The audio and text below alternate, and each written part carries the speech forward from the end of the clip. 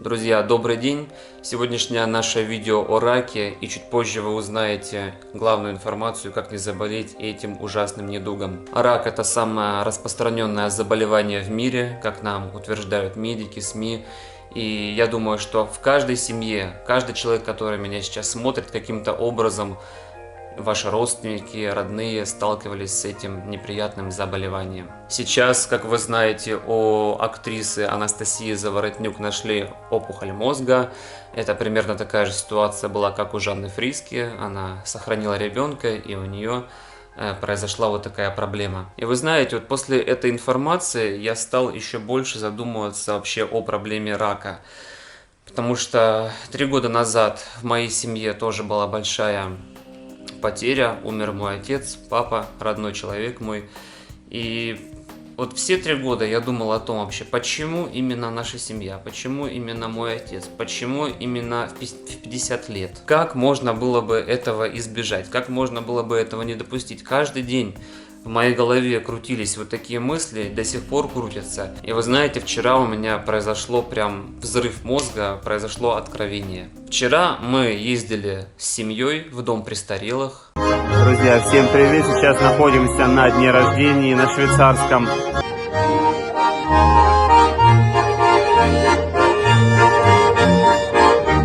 Мы находимся в Швейцарии, кто не знает, кто смотрит меня первый раз.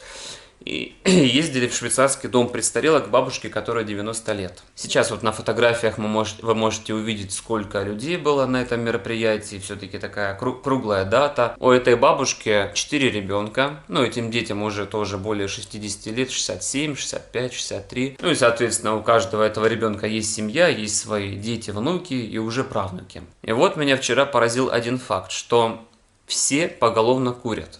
Все ее дети курят, все дети детей курят, и практически уже все внуки курят. Я на это все вчера смотрел и начал вспоминать, что когда я работаю в булочной, у нас своя булочная в Швейцарии, у нас 90% это пожилые люди, это бабушки, дедушки, вот старые закалки, которые любят ходить в булочную, покупать свежий хлебушек. И 90% из этих 90 бабушек тоже курит. Когда я выхожу в обеденный перерыв, например, прогулять собаку или сходить в магазин, и прохожу мимо разных ресторанчиков, магазинчиков, которые стоят у нас, да, повсюду, все эти бабушки-дедушки в обеденную паузу сидят с бокалом пива или вина, курят сигары или сигареты, питаются макаронами, ну это называется здесь паста, едят гамбургеры или какие-нибудь мясные блюда, ну то есть питаются тоже не очень правильно. Потом вечером, когда я заканчиваю работу, я иду в 6-7 вечера домой, мимо опять же ресторанов и всего остального. Опять же сидят женщины, мужчины, бабушки пожилого возраста, все курят, все выпивают. И вот это вот для меня всегда было вопросом, почему так происходит здесь. Вообще курение, то есть в России с курением как-то борются. Сейчас, видите, нельзя курить ближе 15 метров от входа, в аэропорту очень сложно курить.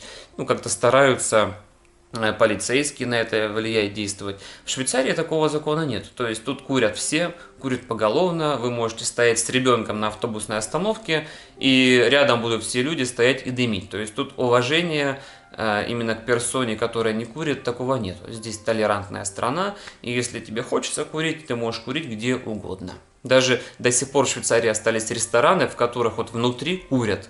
Один раз мы пришли салат поесть в один ресторан, и было очень накурено, то есть все люди сидели и пыхтели. И я на это все смотрел, и не мог понять, ну почему так происходит, почему здесь все люди ведут неправильный образ жизни, каждый прием пищи у них связан с выпивкой, все пьют, все без конца пиво, вино.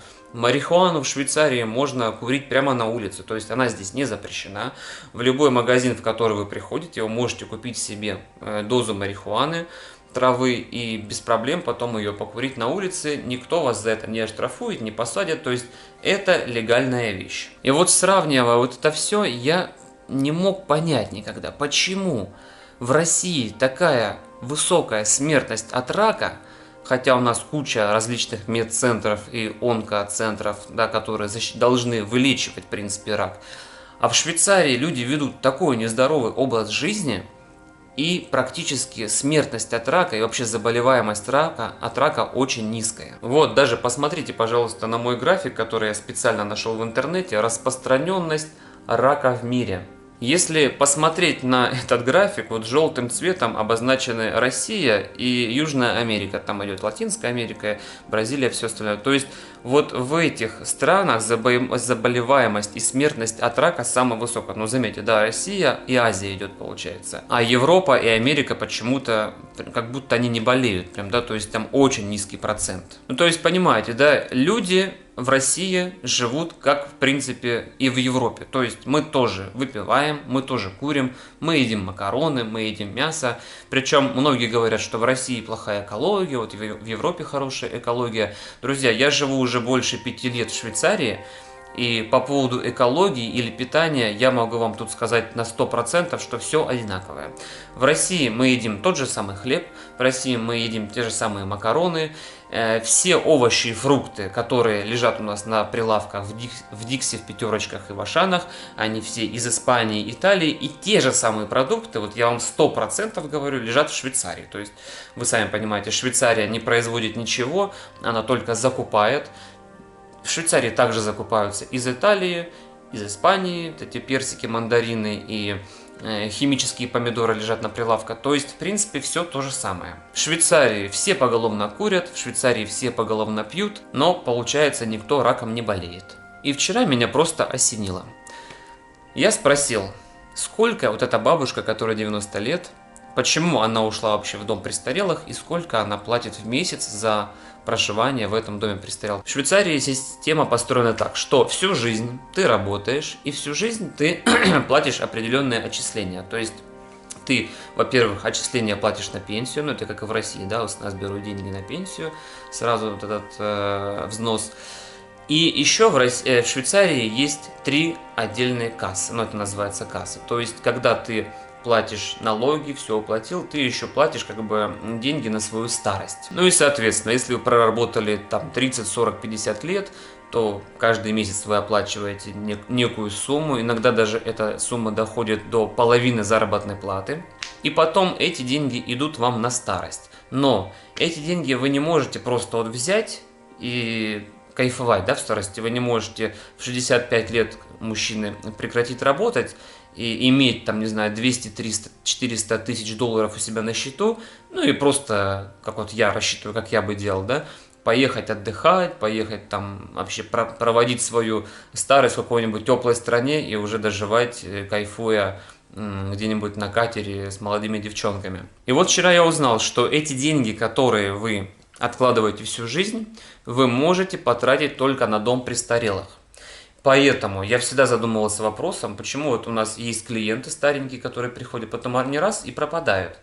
И потом они приходят, говорят, ой, мы уже в доме престарелых, вот мы туда-сюда. А я смотрю на человека, ему 70 лет, то есть он еще бодрячком, он в полном рассвете сил, но он говорит, я ушел в дом престарелых, все, я теперь квартиру свою закончил снимать, и теперь вот нахожусь на попечении этого дома для стариков. И вы сейчас офигеете от цены. Цена за месяц проживания в доме престарелых колеблется от 7 тысяч до 10 тысяч долларов. Представляете? 7 тысяч долларов минимальная цена, чтобы жить в доме. Да, у вас там будет отдельная комната, вы будете ходить играть в шахматы с другими дедами, и вас будут кормить, у вас будет полное обеспечение, то есть за вами будут нянечки ухаживать, подтирать какашки, но это 7 тысяч долларов минимум за месяц. И вот вчера, когда я узнал, сколько платит бабушка, она платит 9 тысяч долларов, меня осенило. Я понял, что в Швейцарии невыгодно, чтобы старики умирали. Вот, то есть задумайтесь, в Швейцарии вот эти деньги, которые есть у этой бабушки на счету, если она умирает, эти деньги уходят потом родственникам, вот этим детям, там, правнукам и всем остальным. А если она не умирает, пока она живет, она эти деньги может использовать только в доме престарелых. То есть получается, государству очень выгодно, чтобы эта бабушка жила как можно дольше, за ней был полнейший уход, и чтобы она как можно дольше не умирала, для того, чтобы платить деньги в кассу государства. Каждый месяц по 9 тысяч долларов. А в России получается, что человек, когда уходит работу, уходит на пенсию, ему 65 лет, то он государству не выгоден. Он государству вообще не нужен. То есть ему нужно будет платить пенсию, ему нужно будет оплачивать бесплатную медицину, потому что у нас медицина вся по полюсу. И получается, что эти люди, они просто, пенсионеры, они больше не нужны нашему государству. Поэтому у нас такая высокая смертность от рака и вообще от разных заболеваний. Приведу пример на своей семье. У меня уже 3 человека умерло от рака. Мой дедушка, который умер еще в 86 году, за год до моего рождения, он умер якобы от рака. Но когда я начал копать эту ситуацию, общаться с бабушкой, с родственниками, мне объяснили, что у дедушки было воспаление мочевого пузыря. Он просто простудился, застудил мочевой пузырь. Его привезли в больницу, ему вставили катетер в мочевой пузырь, то есть проткнули специально иголкой, чтобы там моча выходила и все остальное. И через 3 месяца ему диагностировали рак мочевого пузыря. Совпадение или факт? Второй мой дедушка умер от рака желудка. Как это произошло? Он ехал на мотоцикле, попал в аварию небольшую и очень сильно ударился животом. У него там была гематома и все остальное, там что-то даже ему массировали или, может быть, что-то там, какие-то вещи зашивали. И через также там 3-4 месяца ему диагностировали рак желудка. Но, друзья, я не могу быть уверен, что из-за удара может быть образован рак желудка, потому что человек жил в деревне, питался хорошо. Да, он, конечно, выпивал, он курил, но, опять же, ему было всего 60 лет, и как-то странно это получилось, почему так резко у него образовался рак желудка. Соответственно, конечно же, ему желудок сразу вырезали, его лечили, ему делали химиотерапию, дорогостоящие. И в итоге все равно человек умер. То есть он год прожил и просто умер в жутких болях. И третий и самый вопиющий случай, который произошел в моей семье, это смерть моего папы. Произошло это так, что у него нашли камень в почках, обычный камень в почках. Ему сделали операцию, то есть вырезали или вытащили этот камешек в почках, но почему-то через 3 месяца ему сказали, что опять были определенные исследования, обследования, и ему сказали, что у него какое-то образование злокачественное в почке оказалось, после чего ему назначили операцию, отрезали половину почки, и решили взять еще пункцию. У них было подозрение, что у него там в легком какое-то образование почему-то. На снимке увидели. Все это почему-то происходит в один момент. И когда взяли у него пункцию из легкого, или как это правильно, прокольчик называется, да? Значит, взяли вот это все. Через 3 месяца ему диагностировали рак легких, а через 3 месяца он умер. То есть все очень быстро. И даже мне мама рассказывала такой случай, что когда они приехали в больницу, и врач ему сказал, вот так вот их вместе посадил с мамой и сказал, что ребят, так и так, вот у Владимира рак легких обнаружен, и осталось совсем недолго. И папа сидит и говорит, а как так? Из-за чего это образовалось? И врач сказал, если честно сказать, это врачебная ошибка. И папа вот так сидит и говорит, а нам что делать? Он говорит, надо лечиться, но у вас уже 4-я стадия, вряд ли вы что-то сделаете, но мы будем делать все возможное. И, соответственно, папе сразу прописали кучу лекарств, химиотерапию, наркотики и все остальное, да, вот этот опиум, чтобы убивать болезненные ощущения, и просто начали превращать его в овощи. И за 2 недели до его смерти я приехал и увидел просто реальный человека-овощ, который ничего уже не хотел, который похудел на 30 килограмм, который уже был вообще в бессознательном состоянии и меня не узнавал из-за наркотиков. И моя цель была, конечно, поставить его на ноги, и я хотел его содой вылечить, хотел какими-то народными средствами, и я, в принципе, добился этого. За неделю до смерти он перестал принимать все эти наркотики, все остальное, стал даже ходить, передвигаться по дому и даже сам себя обслуживать, извините меня, в туалете, но уже было слишком поздно, и Почему он вообще был дома, а не в больнице? Да потому что его уже выписали умирать, выписали из больницы умирать. Я тоже до последнего задавался вопросом, почему человека в таком тяжелом состоянии пичкают наркотиками и отправляют умирать домой, хотя до последнего можно человеком заниматься, да, и до последнего его нянчить в больнице и сделать так, чтобы человек не умер. А обычно в России делают так, что вот люди уже знают, что осталась неделя, все, отправляют домой на умирание. Это для чего делается? Для того, чтобы вот это как раз не было вот этой статистики ужасной. То есть в России ужасная статистика от смертности рака. Посмотрите сейчас следующую таблицу, вы как раз увидите. Посмотрите вот на статистику. Южная Африка, да, сколько умирает. Мексика, Чили, Эстония, Польша и Россия. Россия у нас находится на 5-м месте по смертности от рака, а Швейцария находится на 2-м месте с конца. Вот, можете в конце посмотреть. Вот, также у нас тут Португалия, Германия, Австрия. Все это очень мало. Потому что везде, друзья, вот везде в развитых странах, как вы видите, везде есть вот эти вот дома престарелых, везде есть огромные отчисления на лечение стариков, на то, чтобы старики жили. Поэтому делайте вывод, вот это вот и есть главный вообще ответ на вопрос, как не заболеть раком. Надо максимально ограничить себя от похода в больницу. Я сейчас не хочу наговаривать на медиков. В каждом семье из вас, наверное, может быть, есть тетя, дядя или мама с папой медики.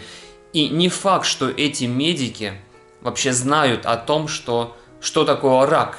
Потому что есть определенная система образования, нас учат, нас пытаются даже в медицинских учреждениях запудрить нам мозги для того, чтобы просто зарабатывать бешеные деньги. Приведу еще небольшой пример. В Швейцарии, проживая в Швейцарии, я только один раз ходил к доктору, о чем пожалел. У меня заболел низ спины, и я подумал, что у меня может какая-то инфекция, или почки заболели, или, ну, прям, знаете, так сильно тянуло спину. Было больно ходить в туалет по-маленькому. И я подумал, ну мало ли что, может я где-то там простудился, и какая-то мне инфекция развивается, и это очень плохо. Так вот, в Швейцарии, чтобы записаться к врачу, это целая процедура и целая проблема. То есть, чтобы записаться к врачу, у вас должен быть, во-первых, лечащий врач. У меня его не было. Вот, я приехал напрямую в госпиталь, меня не приняли, потому что сказали, что все врачи заняты, вам нужно записываться. В общем, я записался, и только через неделю врач меня смог проверить. К тому времени у меня, в принципе, уже все прошло. Я к нему пришел, 15 минут мы с ним пообщались, он меня там посмотрел, пощупал и сказал, что у меня ничего страшного, просто, видимо, я где-то на холодных камешках посидел, все. Воспаление прошло, и сейчас мне нечего бояться. Вот за вот эти 15 минут я заплатил $300. Здесь медицина очень дорогая, поэтому местные люди, швейцарцы, я знаю даже несколько людей пожилого возраста, которые никогда в своей жизни не ходили в больницу, потому что это очень невыгодно. Они стараются просто вести правильный образ жизни, они стараются лечиться какими-то своими методами медицины и не ходить к врачам. И получается, здесь, в Швейцарии, очень мало медучреждений. Например, в нашем городе, в котором около 50 тысяч человек проживают, всего одна больница. Всего одна больница. И вы понимаете, туда приходят только с очень экстренными случаями. Туда попадают либо люди, которые попали в аварию, либо если уж очень какая-то острая боль или какое-то еще заболевание. Только вот с этими случаями вас могут как-то там на скорой привезти. И то вызов скорой стоит $700. Поэтому стараются, даже если вам очень уж плохо. У меня даже была такая ситуация, что супруга танцевала и разбила себе лоб. У нее был громадный шрам, и нужно было эту рану просто сразу, если бы мы были в России, сразу бы поехали в травмпункт, сразу бы ее начали зашивать. А она говорит, нету даже смысла, потому что это будет стоить бешеных денег. Вот она сама там сделала специальные пластыри себе на лоб, и в принципе все обошлось без больницы, а так бы нам стоило это, наверное, $2000. Так просто поехать, во-первых, на скорой, во-вторых, чтобы ей это все зашили. Ну и вообще, если бы она там осталась в стационаре, это было бы вообще бешеных денег. Если посмотреть с другой стороны на ситуацию в России, то у нас куча медцентров, у нас куча диагностических центров, куча больниц. Но почему же тогда люди не становятся здоровыми? Вот поймите еще раз мою мысль, что это все просто огромный бизнес. То есть все медики, все ваши друзья, знакомые, которые работают в медцентрах, они просто тоже винтики в этой большой системе. Они все просто должны зарабатывать, они должны окупать все вот эти вот медцентры и учреждения, которые на каждом шагу у нас строятся. У нас очень все красиво. Вот я в Москве недавно был, делал себе процедуру кукушка. Можете тоже посмотреть видео по ссылочке, как это все происходило. Физраствор стоит 30 рублей. Там шприц стоит 10 рублей. А у меня эта процедура стоила 2000. Но я понимаю, процедура, которая длится 15 минут. Я понимаю, да, тут еще идет там почасовая работа, медику и все остальное. Но это не может быть такие цены. Это просто у нас в 1000 раз завышены вообще услуги медицины. Таким же образом, все эти бабушки, дедушки, которые без конца, если вы попадаете один раз в больницу, вы оттуда уже не вылезете. Вам без конца будут пропагандировать и прописывать дорогущие лекарства. Эти лекарства будут сажать вам почки, потом вы будете лечить почки, потом почки сажают печень, потом печень переходит в легкие, и потом у вас обнаруживается рак. Понимаете? Давайте посмотрим еще раз на звезд эстрады. Почему я вначале начал говорить об Анастасии Заворотнюк. Да, это вопиющий случай. То есть Анастасия Заворотнюк, Жанна Фриске, у них обнаружили рак мозга. И действительно, когда делается процедура оплодотворения искусственного, может быть такая вещь. Но это может быть даже не называется рак мозга, может быть это называется какая-нибудь мигрень. Просто это выдают за рак мозга. А теперь посмотрите на наших всех звезд. Вы хоть раз слышали вообще о том, что кто-то болеет раком? Ведь если взять давайте возьмем, например, 100% всех наших звезд, и теперь посчитаем, какой процент из них болеет раком. Ну да, хорошо, мы можем вспомнить Кобзона. Но и то, Кобзон умер от старости, он не умер от рака, он просто уже устал, он реально всю жизнь якобы боролся с раком. Да, действительно, у него что-то, может быть, там и было. И я не спорю, может быть рак и есть, и может быть там какой-то процент рака существует, чего-то там, да, крови или кости или чего-то еще. Но в остальной своей массе весь этот рак это просто придумка, чтобы уничтожать народ, уничтожать массово население стран. И я не говорю сейчас только за Россию, я не говорю, что нас там какие-то иллюминаты хотят уничтожить, или какие-то там темные силы, или правительство США нас там уничтожать. Нет. Уничтожает сама система. И так как у нас страна сама еще, ну реально, у нас все красиво, у нас все вроде бы делается для людей, но у нас сама страна очень отсталая от всех других развивающихся государств. И поэтому, если взять Европу, да, которая, в принципе, заселена сейчас беженцами и иммигрантами и приезжими людьми, но все равно по уровню развития и по уровню вот этих вот отчислений финансовых, она развита именно сама для себя, для государства, поэтому им выгодно, чтобы возраст людей оставался очень долгим. Поэтому все наши звезды, весь бомонд, ведь не факт, что они питаются правильно. Также все питаются в Макдональдсе, также там едят все макароны с рисом и с мясом. И также все курят и бухают, эти звезды повально, но никто не болеет раком, потому что звезды, они очень финансово обеспечены, и государству просто невыгодно, чтобы эти люди уходили, потому что звезды делают концерты, снимаются в кино, платят бешеные налоги, отчисления в казну. Эти люди нужны государству. Богатые люди, которые у нас есть, все, не буду перечислять, да, вот эти высокие чины и фамилии, никто тоже никогда не умрет от рака.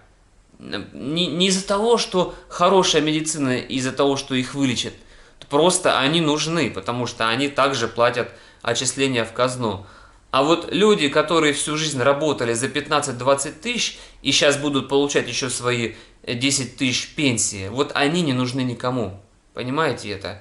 И вот мое видео и мой посыл, и самый главный вот вопрос, ответ на вопрос, как не заболеть раком и как обеспечить себе хорошую старость, друзья, просто постарайтесь не ходить в больницы.